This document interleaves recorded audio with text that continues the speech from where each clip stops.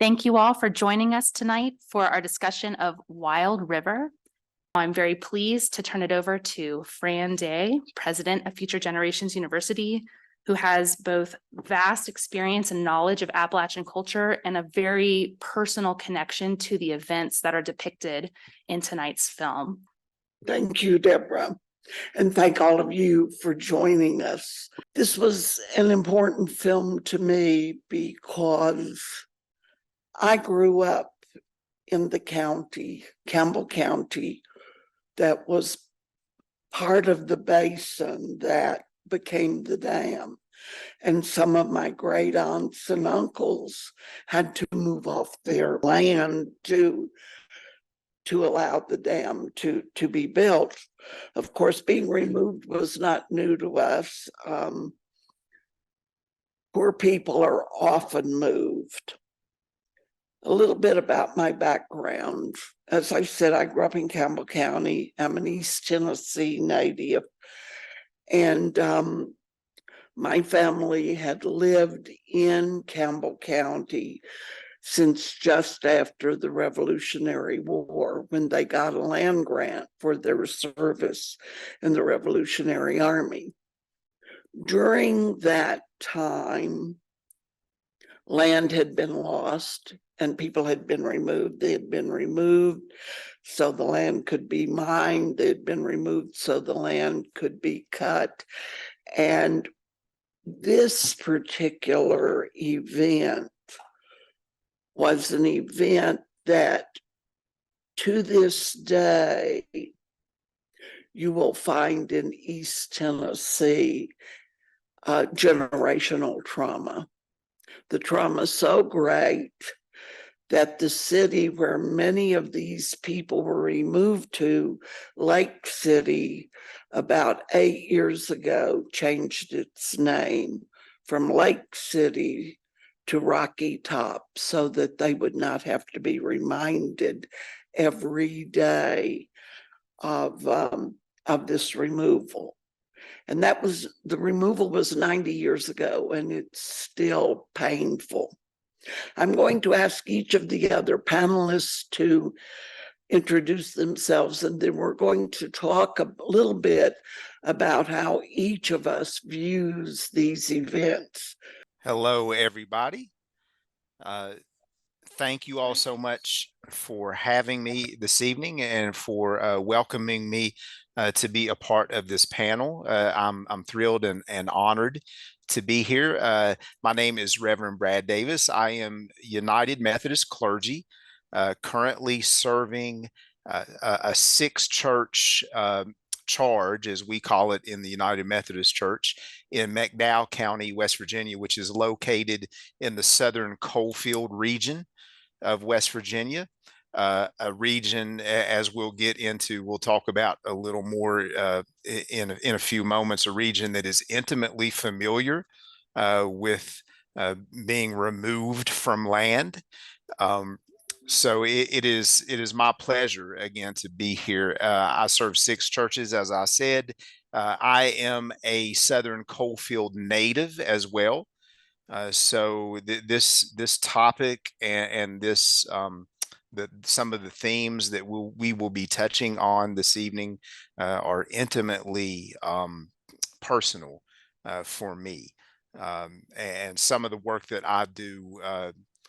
All of the work really that I do in my home is related to coalfield justice issues and trying to bring healing and hope to a people and a land that have existed for generations now without a whole lot of hope. So again, thank you for allowing me to be here today. Hello, thank you so much for having us. Again, my name is Candace Wiggin.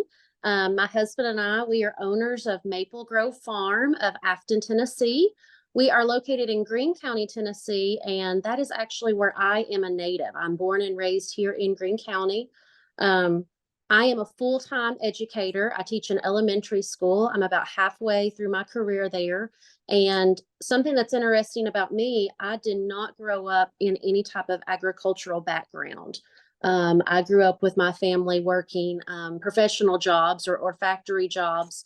So when I met my husband, Lucas, my eyes were really opened to the entire world of farming and being able to produce something from your own land. And it's something that I'm very passionate about and something that I've just fell in love with. My name's Lucas Wiggin. I'm Candace's other half. I don't always get called the better half, but I get called the other half. I was born in Tennessee, East Tennessee, Greene County. My parents were originally from Vermont. They moved down 42 years ago, had me. I'm currently a general contractor. That's my full-time job. The maple industry is kind of a hobby for us. As far as background, when we were younger, it was not as bad as what it showed in those the video there, but I have some interesting comments on how I feel about it, and I think me and Candace are probably going to differ a little bit on some of our ideas. Well, thank you very much. And now what I'd like to do is have you all talk a little bit about the film and what struck you about it and how does it resonate with you today. And since we have you on the screen, Lucas, why don't we start with you? What really struck me was, of course, going into the film, kind of looking at it from this portrayal of the progressive movement, everything kind of leaving behind the old ways and moving towards the new ways. And so I kind of watched the movie with that in mind, trying to, use my background. We didn't grow up poor, but we weren't rich. I remember, I'm 42, so I remember having telephone, a party line. So we weren't bad off, but I felt like, I guess the movie I went into it thinking that, I'm not a big fan of progressiveness, I guess, or technology. We're on a phone right now. Our computer's not working, so I absolutely hate technology. And it's just one of those things that I feel like we've lost a lot over the generations, and this kind of showed a little bit of that, of just losing some of our core values as each generation goes on. And that's what really struck me is some of the things that each generation loses. I think we've gotten to a generation now that's starting to look back and say, we've lost all of this. How can we start bringing it back? Candace, what was your reaction? Something that stood out immediately to me was just the content of the film. Like I said, I'm an educator and I happen to teach fifth grade. And in the state of Tennessee, we actually embed our Tennessee history into the fifth grade social studies standards. Now, bear with me, I don't actually teach social studies. I teach fifth grade math. But just in talking with my colleagues, there's a huge emphasis on the New Deal proposed by Roosevelt during this time that was featured in the movie. And something that really stood out to me that I just didn't realize was all of the negative impacts that the New Deal had on the people of East Tennessee. I think that kind of gets glossed over even in public education today. I know for my fifth graders example, when we're teaching about the TVA and we're teaching about this project and how it revitalized Tennessee, we're focusing on the positive things. We're focusing on the new technology, the industrialization that was brought to the South during that time. But we're missing the mark in teaching about how it affected the families that were here, and how it negatively affected the families. So that really stood out to me. My eyes were just kind of opened, thinking that, when we're reading about this time period, there were a lot of people and a lot of families that were hurt. by this program and by this movement. And I think it's important that we don't forget those. Brad, what about you? You have a whole different background. So I was very intrigued by the film and really the connection points that I made between what happened in East Tennessee in this time period and what is happening, what was happening at around the same time and continues to happen in many respects in my neck of the woods in southern West Virginia and eastern Kentucky and southwestern Virginia coal country. Lucas talked about the loss. He brought up loss and this sense of losing the old ways and losing culture. And I really that stood out to me as the matriarch was losing not only her land, as my cat makes a guest appearance on the with us tonight, not only losing her land, but I think in many ways was losing her sense of dignity. And there was a scene in the film where the protagonist when goes to see her after he's had some good corn liquor and talks about she doesn't want to leave because it's about her dignity. I was reminded there is, if for those of you who may be familiar with Denise Gardenia, who is a West Virginia author and wrote just an exceptional novel about 40 years ago called Storming Heaven, a piece of nonfiction about the West Virginia mine wars and the labor struggle in the early 20th century. And there's this conversation between two of the main characters, Albion and Carrie. And Albion is talking about he and his family losing their home place. And he says the railroad took it. And there wasn't nobody to stop them. They just took it. And now I ain't got no place, is what he says. And then a little later on, as Carrie is reflecting on that conversation, she says, it was then that I first discovered what I know now, that there are powers and principalities in this world who wrench away things that we love, people and land, and leave behind only exile. I think, I grew up on a farm in a log house on top of a mountain in Campbell County, Tennessee. Campbell County, Tennessee at one time was a prosperous county. But what happened, in part because of the coming of the dam, was that people lost their land, they lost their way to make a living.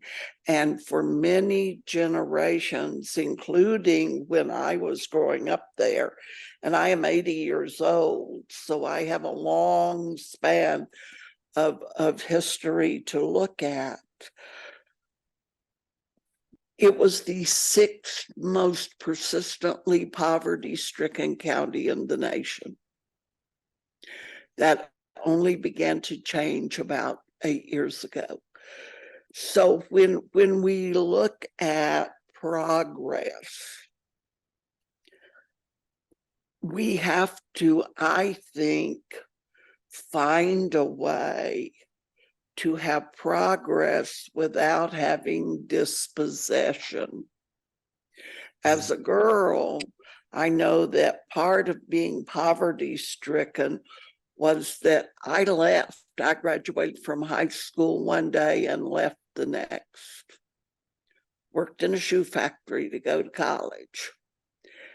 And, you can say I'm an American success story, but when I look at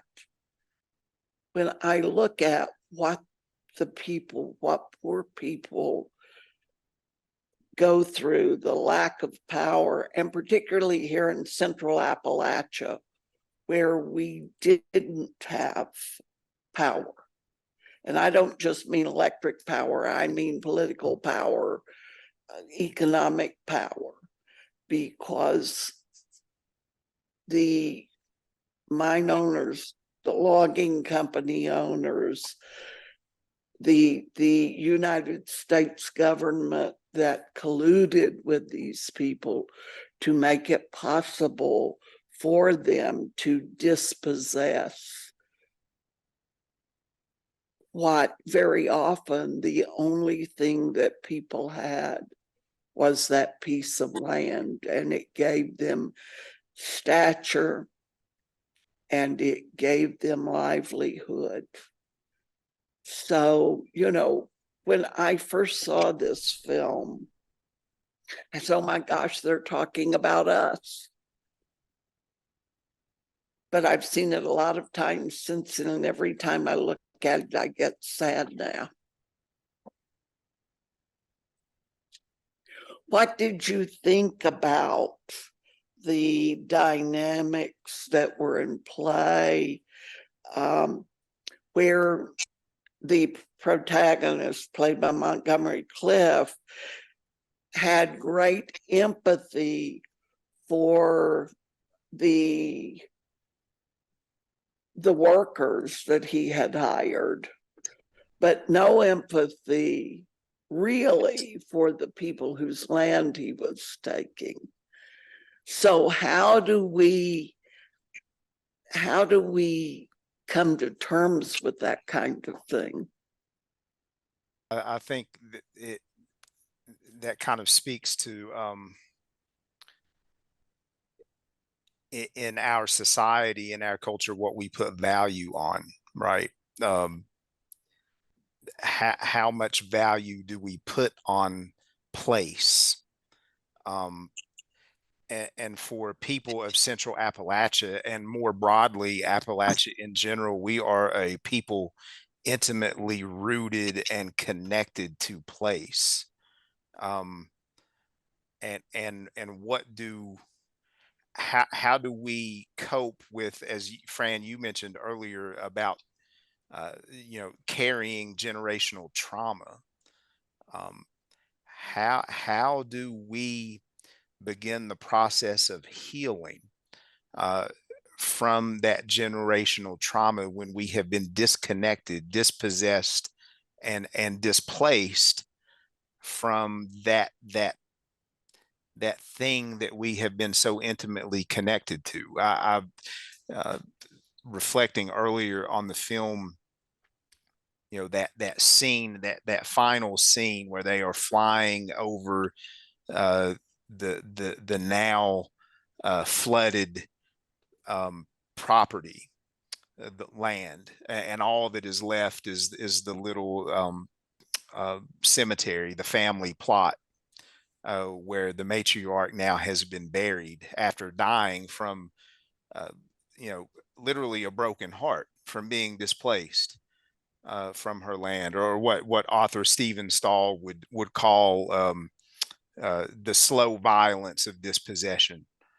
And I think that we see that happening throughout the film, throughout the course of the film, that slow violence being done.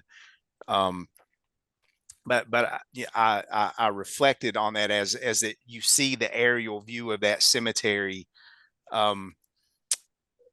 that's cut off now from the rest of the world. And what does it mean when you're not able to go home anymore? You know, here we have a different issue with, it's not dam construction that is flooding towns and communities, but it's mountaintop removal sites that are burying former coal towns under rubble and rock. So yeah, how do you begin the healing process from that generational trauma when you are completely cut off from home? And I probably am rambling, but those are just some of the thoughts that I had as watching the film. There's a comment from our audience. Rosalie Lynch says, it seems to her that Montgomery Clift's character, Chuck, had empathy for the Garths, a lot more than probably happened in actuality. I know that making the national park here in this region, it was common for whole families to be determined mentally incompetent and forcibly removed from their land to institutional care, not the idyllic house with a front porch that we saw in this film. Thank you, Rosie. Lucas, I know that you all had a farm and you sold it, and then you got another farm. How would you connect what happened with you all to what you saw in this film? I was probably, of course, we moved down 42 years ago. Mom and Dad moved down from Vermont 42 years ago, had me. And then, so we were on the farm for probably a good 25 years, I would say, 25 years. And at that point, things had gotten, work had slowed down for Dad. Dad had a little health issue. Mom was not working at the time. So up north, she was a realtor, one of the top in her field, and was a very successful one. And so when they moved down to Tennessee, they kind of took a step back, and Mom, became the home mother there and supported us three boys. And so when Dad had health issues, we didn't have any other income coming in, and we ended up getting to the point to where we had to sell the farm. And it was one of those things where, I don't know, I feel with the family in this movie, because it's one of those things when you're getting told that you have to leave what you know. I mean, and at that point, that's all that I knew was, that farm. I didn't grow up like kids grow up now, where you have cell phones and, you can get on the internet and talk to anybody you want to. If you wanted to talk to somebody, you had to walk down the road a good ways, and we weren't very close to anybody. So it was a few miles away before we could even, go see a neighbor or something like that. So having to leave that and never go back to it, that was hard. I don't know if I really have the words for it. It's one of those things that that's all you know. And it broke my dad's heart. I don't think he ever really recovered from that situation, having to do that. And it was just one of those things, I guess, where I kind of bonded a little bit with the family. There's, they're having to give up everything they've known. And I don't know, it's hard. It's just hard. When you look at the history of this country and the fact that we have been dispossessing people since the beginning of the country, part of my family is Scots-Irish, and you can tell that by looking at me. The other part of my family is Cherokee. And so there was great removal from the Appalachias for American Indians. There was, if we look at the great history of government and of people who want and can take, it goes all the way back to the founding of this country. We can go right down from the removal of Indian tribes to the removal of the Japanese during the Second World War, to the great diaspora out of Appalachia that is still going on today. And so it becomes very easy, as a matter of fact, to build Great Smoky Mountains National Park. They dispossessed thousands of people and moved them into what would become Gatlinburg, Tennessee.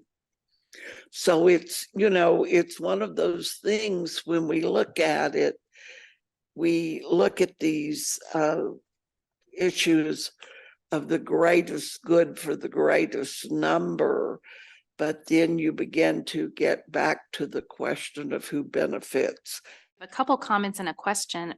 Bruce Holdman says that there seems to be, as you just mentioned, Fran, a theme of working for what is believed to be the greater good, which the protagonist seems to believe in and support, versus personal good, personal rights, and personal values. That theme is resonating with all of us. And then Jennifer Day writes that along with your question, Fran, there's a real tension with the TVA's effect on the people of East Tennessee, which is still present today, and versus what the positives that came out of the New Deal when the American economy was in a very precarious state. The TVA remains a success by many measures, but with a historical wound. And so Jennifer asks, are there any reconciliation efforts, or what would a reconciliation look like? So she's posing that question to you all. Well, the TVA was a corporation that was founded by the federal government. And it was paid for, and the cheap power that it generated was paid for by the every taxpayer in the United States. It was not fully self-supporting for many generations. So that's something that I have always thought was very striking about the TVA. TVA has made amelioration efforts, but they didn't stop building dams until 1980. When we fought them on the Tellico Dam, which flooded most of the sacred sites of the Cherokee in East Tennessee.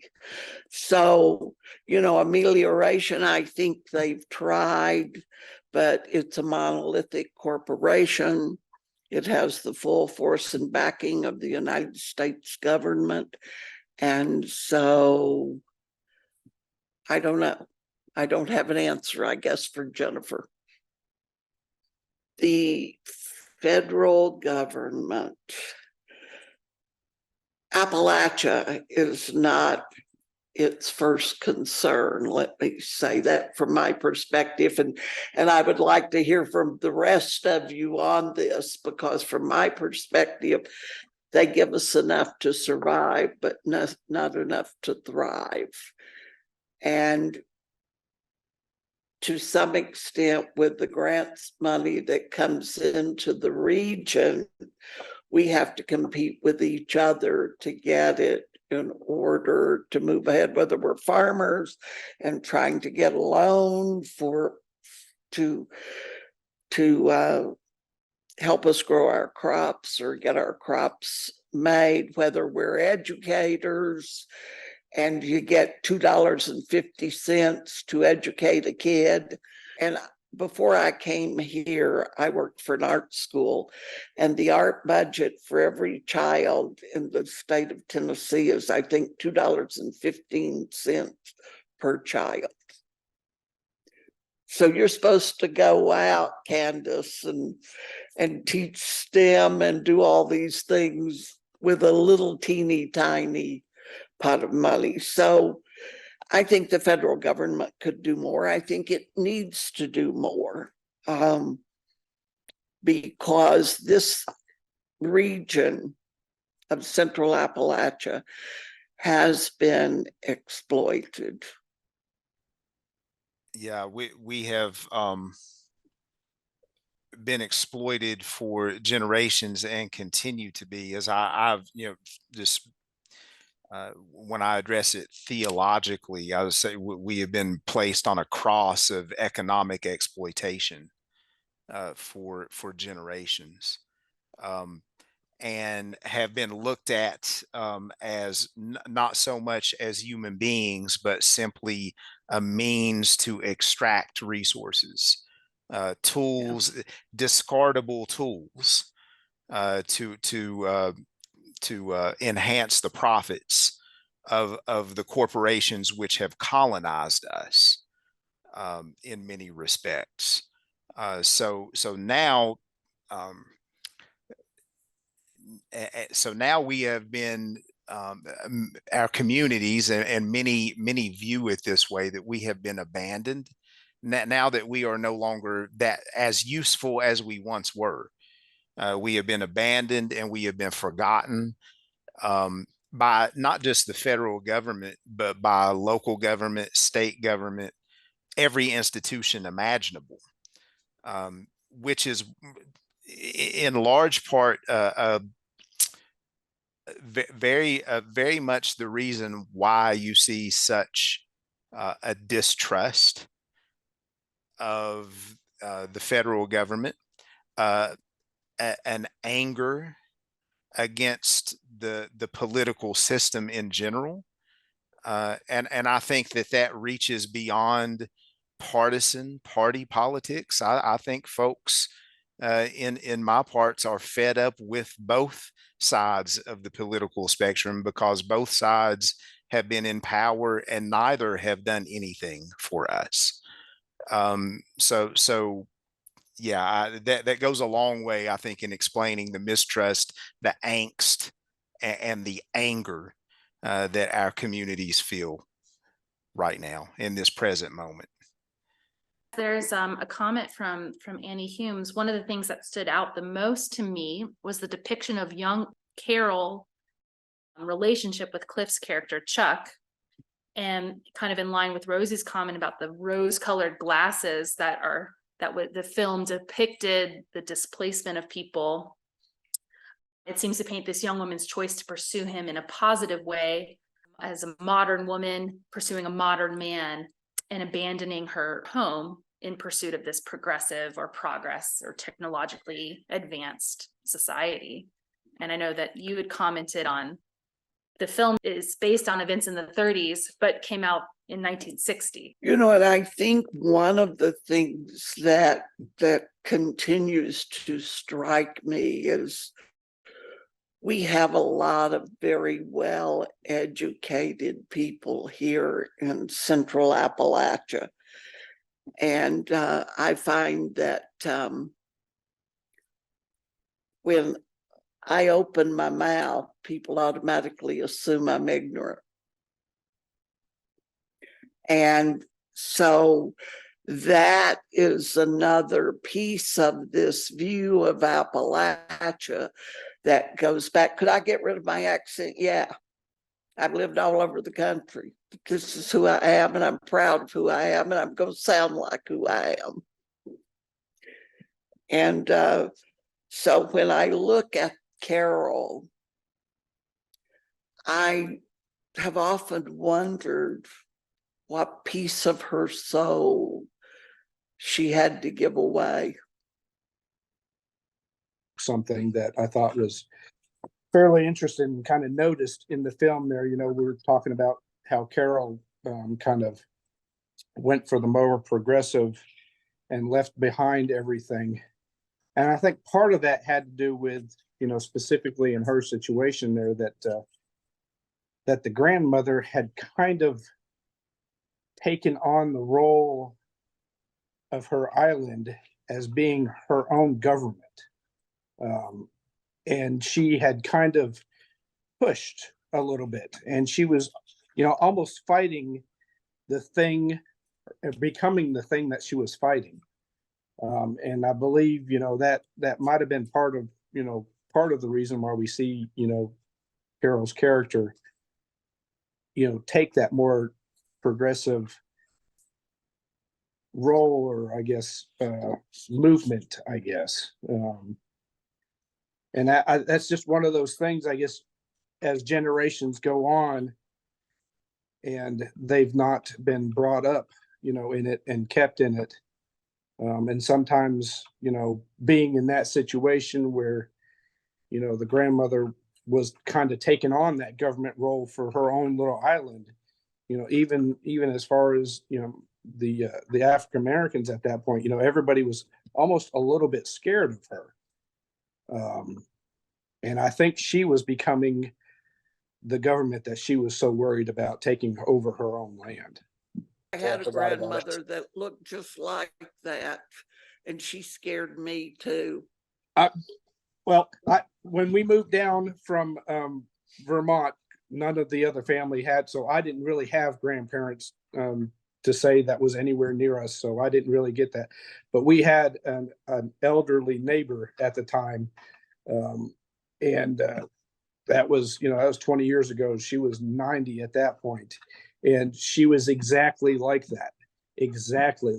I mean, I just, they didn't look alike, but they the way they presented themselves, the way they fought, against, the government, but almost being that same thing that they were fighting against, in their own little way. There was another question that came through that touches on this topic of, the stereotype of the strong, stubborn Appalachian woman as portrayed by Jo Van Fleet. Now, she was 42, I believe, at the time of this filming.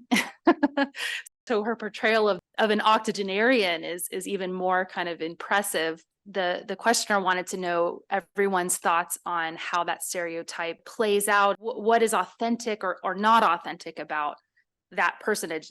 I was just sitting here reflecting upon the people in my life that remind me of that stereotype, if we want to call it a stereotype.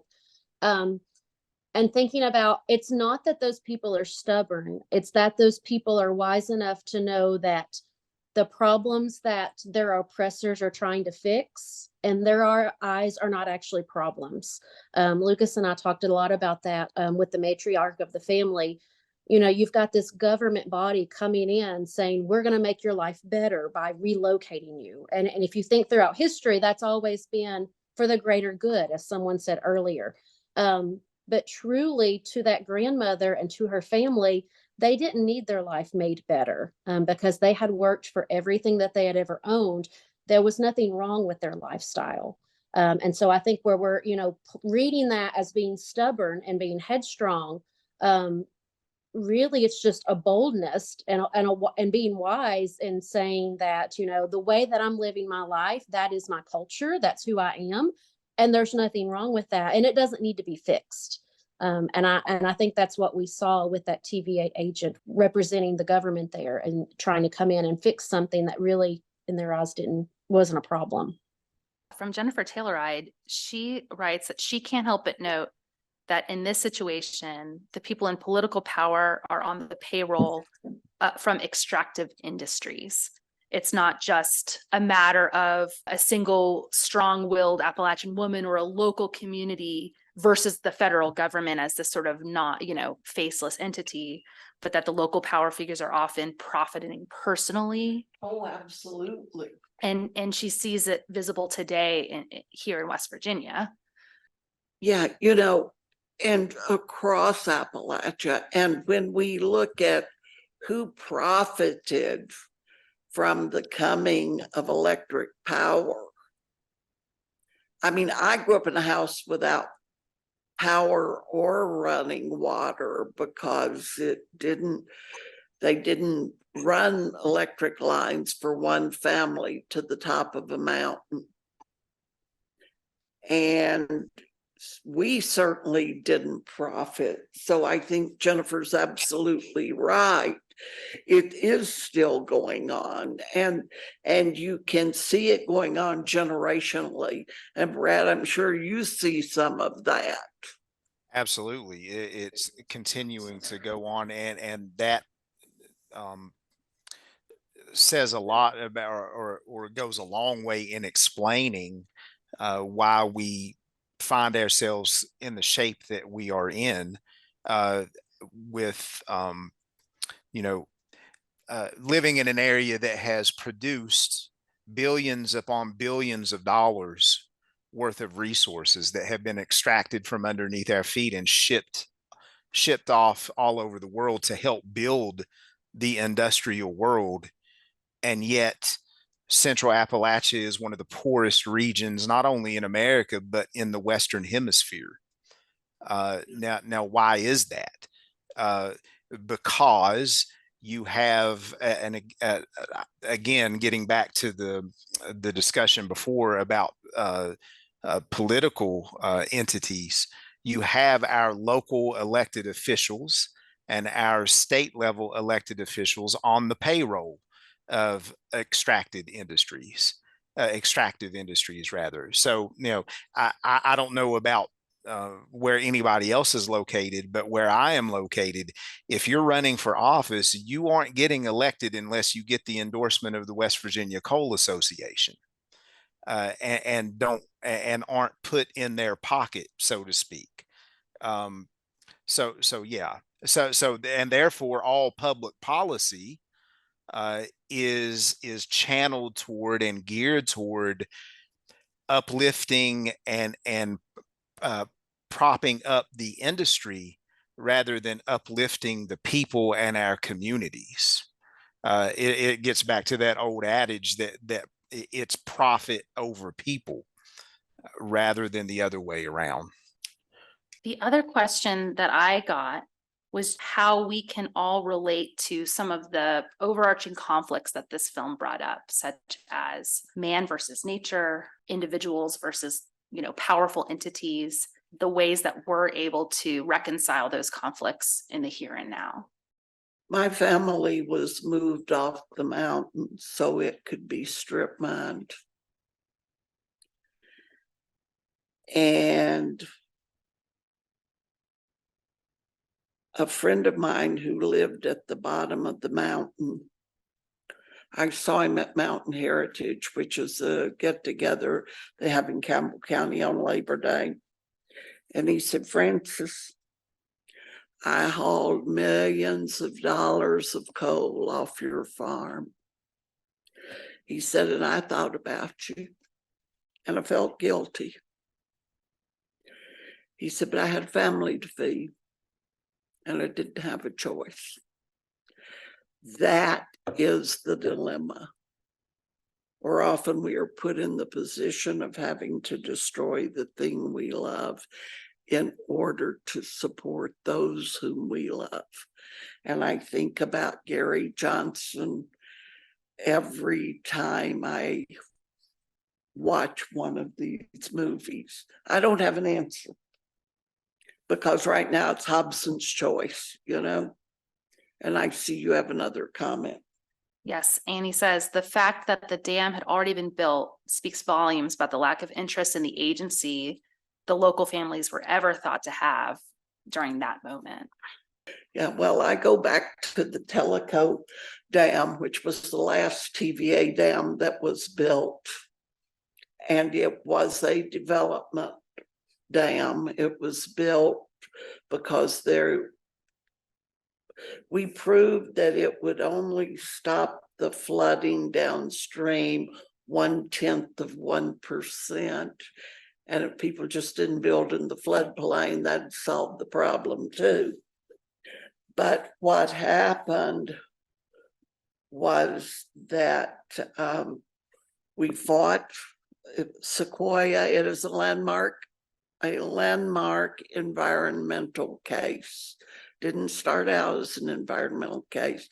Started out as a bunch of Cherokee Indians, my tribe, against the Tennessee Valley Authority, because flooding that dam would flood the most sacred sites in Tennessee, including the city of Tennessee, from which the state of Tennessee got its name. And you all may remember it as the snail darter case. We fought TVA to a standstill. There was an injunction. They were not supposed to build until the case was settled. They continued to build and there were no consequences. So in this case, once again, you have a situation where the law says one thing, but power says another. And so we have to stand up and we have to be honest. And sometimes we get our heads lopped off for that. But the dam still got built. Fran, I think you just touched on something that is key, I think, for all of us who call this region home, moving forward into the future. And that is, you talked about standing up, and I think key to that, because not only has our culture, our traditional culture, our traditional ways of being, and in many ways our identity and our dignity been extracted along with our resources, so has our story. And I think that reclaiming, disrupting the narrative that has been shaped for us and reclaiming our own story and as an act of resistance. And I think about, going full circle to when we started tonight, you telling the story of Lake City choosing to rename the town Rocky Top. To me, that is reclaiming their story. That is saying that that's an act of resistance in and of itself, and a way of penetrating the deep grief and trauma that we have experienced, penetrating that to see the world in a new way, and in many respects create a new world, begin the process of creating a new world for us. Thank you. Candace, you have some last words? Yes, going along with that, Brad, about reclaiming our narrative and holding on to our history, I also think about holding on to our culture. We talk about, families like this, that they were displaced from their family farm, or families like Lucas, where they were forced to sell the farm. Something that Lucas didn't mention, not that it was a huge aspect of having to sell the farm, but when the tobacco industry left Greene County, that hurt so many of our families, and they lost those farmlands because that was their primary source of income. I think about passing on to our future generations the pride that comes from creating these family farms and passing them on from generation to generation. Like I said at the beginning, I was not raised in a farming family. Even going back to my grandparents, my grandfather was a sharecropper. His parents were sharecroppers, so they never actually were able to establish their own farm because they were just so poor. They could never have those means. So I guess that's one of the things that makes me so proud to own a farm with my family, is that we are creating something from scratch. We're building something that we're going to pass on to our children, that we just don't want to lose, because that's such a big part of our area of the Appalachian region. I love technology. I love progress. I love the advancements that we're making as a society, but I also want to hold on to what our roots are. And I want to pass that down to my children and my grandchildren.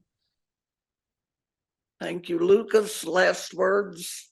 The famous last words. Yeah, I guess really I would like to expand a little bit on what Candace said. Is I feel like the generation, ever since COVID, everybody's kind of gotten into this homesteading thing. Everybody wants to know where their food's made, all getting back to I guess the olden days type thing. That for me, over the generations, it's been lost. And this movie kind of shows how it started to lose its effect over the generations. Is, you know, the younger generation is, you know, wanting to get out, and you see that around a lot around this area. Is your older generations dying off, and the younger generation is splitting up the farms, selling off the family farms. Progress. They want to make as much money as they can where they can make it. And you have, I think you have a younger generation that's starting to come around and see the importance of what has been lost. And I'm excited for it. You get to, being a general contractor, that's kind of a catch-22. There's, I need the land to build houses, but I also want to keep the land because I know how important it is to have that, you know, that cultural, that, you know, that's something that you can call your own. And deciding to buy the farm again and leave the city and come out and start the whole farming thing all over again was something that I was glad that I was able to do. And not everybody can do it. And fortunately for us, we kind of have the whole family out here where we're at now. We have a little over 100 acres now. We have both my brothers live on out here, and my mother and father live out here also. So we've kind of got that little island of our own now, and we don't want to let it go. And I think we just need to, if we can, keep pushing these younger generations to remember, you know, what their parents, what their grandparents, you know, had to give up. And in most circumstances, forcibly. It, you know, a lot of it wasn't, you know, just for the heck of it. So I don't know. I really enjoyed the movie. I thought it was great, and it should be something that everybody gets to watch. Well, thank you all, and thank you to the panelists for joining me and talking about this tonight. Thank you, Fran, for leading an incredible discussion. We had a couple of comments at the end, one from Kelly Fleming, which thanked everyone for a great discussion, looks forward to more. One from Jennifer Tayloride that says, solidarity forever. The only way to stand against power is to stand up together. And I appreciate all of you being together with us tonight, and also to Reverend Brad Davis and to Candace and Lucas Wiggin for your participation in tonight's panel. I hope that you will all join us for the next film in our Appalachian Film Series, which is Living in the Future's Past. You can see on your screen a QR code that will sign you up for that film, and you can go to our website at future.edu and you can see the preview for the film, and that was where we'll be adding updates to panelists and other events as the series continues. If you have other additional comments, questions, or feedback on this series, I encourage you to be in touch with me. My email is deborah.sossewer@future.edu. Thank you again for your time, and I hope you all have a wonderful rest of your evening. Good night.